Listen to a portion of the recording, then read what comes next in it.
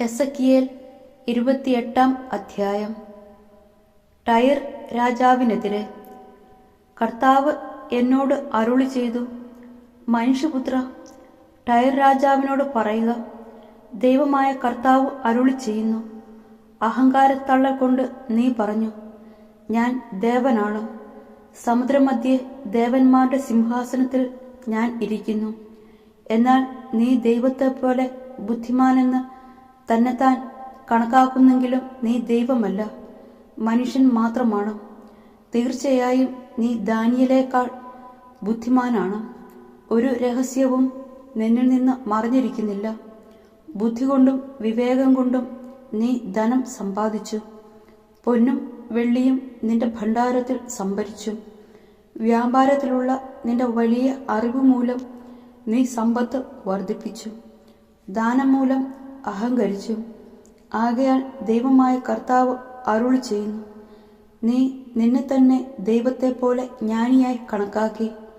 അതിനാൽ ജനതകളിൽ വെച്ച് ഏറ്റവും ഭീകരന്മാരായവരെ ഞാൻ നിന്റെ മേൽ അയക്കും. നിന്റെ ജ്ഞാനത്തിന്റെ മനോഹാരിതയ്ക്ക് നേരെ അവർ വാളൂരും. അവർ നിന്റെ തേജസ് കെടത്തിക്കളയും. അവർ നിന്നെ പാതാളത്തിലേക്ക് തള്ളിയിടും. വധിക്കപ്പെട്ടവനെ പോലെ നീ സമുദ്രമധ്യേ മരിക്കും. നിന്നെ കൊല്ലുന്നവന്റെ മുമ്പിൽ വെച്ച് ഞാൻ ദേവനാണ് എന്ന് നീ ഇനിയും പറയുമോ? നിന്നെ മുറിവേൽപ്പിക്കുന്നവന്റെ കൈകളിൽ നീ ദേവനല്ല, വെറും മനുഷ്യനാണ്. അപരിചിതനെ പോലെ നീ വിദേശികളുടെ കരത്താൽ മരിക്കും. കർത്താവായ ഞാനാണ് ഇത് പറഞ്ഞിരിക്കുന്നത്. കർത്താവ് എന്നോട് അരുളി ചെയ്തു, മനുഷ്യപുത്ര, ടയർ രാജാവിനെ കുറിച്ച് ഒരു വിലാപഗാനം ആലപിക്കുക. അവനോട് പറയുക, ദൈവമായ കർത്താവ് അരുളി ചെയ്യുന്നു, നീ പൂർണ്ണതയ്ക്ക് മാതൃകയായിരുന്നു, വിജ്ഞാനം തികഞ്ഞവനും സൗന്ദര്യ സമ്പുഷ്ടനും. നീ ദൈവത്തിന്റെ തോട്ടമായ ഏദനിലായിരുന്നു. മാണിക്യം, പുഷ്യരാഗം, സൂര്യകാന്തം, പത്മരാഗം, ചന്ദ്രകാന്തം, ഗോമേതകം, ഇന്ദ്രനീലം, വൈഡൂര്യം, മരതകം എന്നിവ നിന്നെ പൊതിഞ്ഞിരുന്നു. നിന്റെ തമ്പുരുവും പുല്ലാങ്കുഴലും സ്വർണ്ണ നിർമ്മിതമായിരുന്നു. നീ സൃഷ്ടിക്കപ്പെട്ട ദിവസം തന്നെ അവയെല്ലാം ഒരുക്കിയിരുന്നു. ഒരു അഭിഷിക്ത കെരൂബിനെ നിനക്ക് കാവൽ നിർത്തി. നീ ദൈവത്തിന്റെ വിശുദ്ധഗിരിയിൽ ആയിരുന്നു.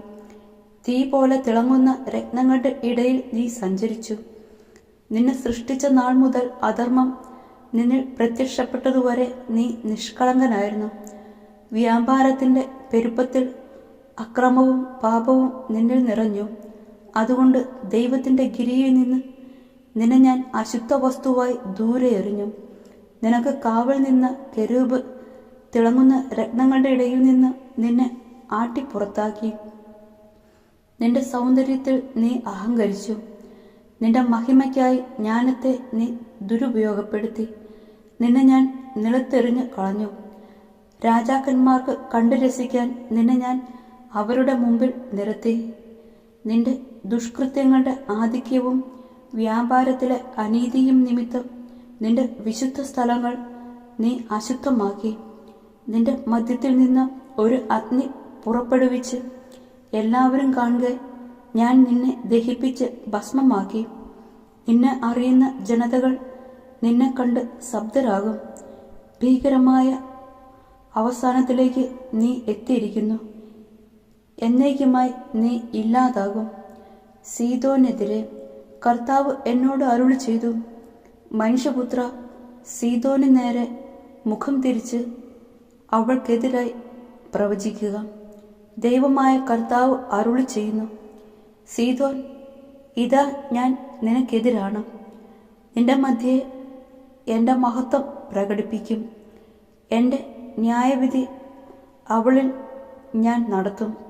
എൻ്റെ വിശുദ്ധി അവളിൽ ഞാൻ വെളിപ്പെടുത്തും. ഞാനാണ് കർത്താവ് എന്നും അപ്പോൾ എല്ലാവരും അറിയും. ഞാൻ അവളുടെ നേരെ പകർച്ചവ്യാധികളെ അയക്കും. അവരുടെ തെരുവീഥികളിൽ രക്തം ഒഴുകും.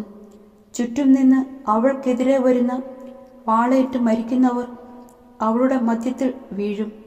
ഞാനാണ് കർത്താവ് എന്ന് അപ്പോൾ അവർ അറിയും. ഇസ്രയേലിന് രക്ഷ. ഇസ്രായേൽ ഭവനത്തെ നിന്ദിച്ച ആൾക്കാരിലാരും മേലിൽ കുത്തുന്ന മുൾപ്പടർപ്പോ മുറിവേൽക്കുന്ന മുള്ളോ ആയിരിക്കുകയില്ല. ഞാനാണ് ദൈവമായ കർത്താവ് എന്ന് അപ്പോൾ അവർ അറിയും. ദൈവമായ കർത്താവ് അരുളി ചെയ്യുന്നു, ജനതകളുടെ ഇടയിൽ ചിതറിക്കിടക്കുന്ന ഇസ്രായേൽ ഭവനത്തെ ഞാൻ ഒന്നിച്ചുകൂട്ടും. ജനതകളുടെ മുമ്പിൽ വച്ച് ഞാൻ എൻ്റെ വിശുദ്ധി അവരിൽ വെളിപ്പെടുത്തും. എൻ്റെ ദാസനായ യാക്കോബിന് ഞാൻ നൽകിയ അവരുടെ സ്വന്തം ദേശത്ത് അവർ വസിക്കും. അവർ അവിടെ സുരക്ഷിതരായിരിക്കും.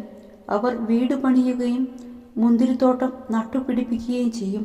അവരോട് അവജ്ഞയോടെ പെരുമാറിയ ചുറ്റുമുള്ളവരുടെ മേൽ ഞാൻ വിധി നടത്തുമ്പോൾ അവർ സുരക്ഷിതരായിരിക്കും. ഞാനാണ് തങ്ങളുടെ ദൈവമായ കർത്താവ് എന്ന് അപ്പോൾ അവർ അറിയും.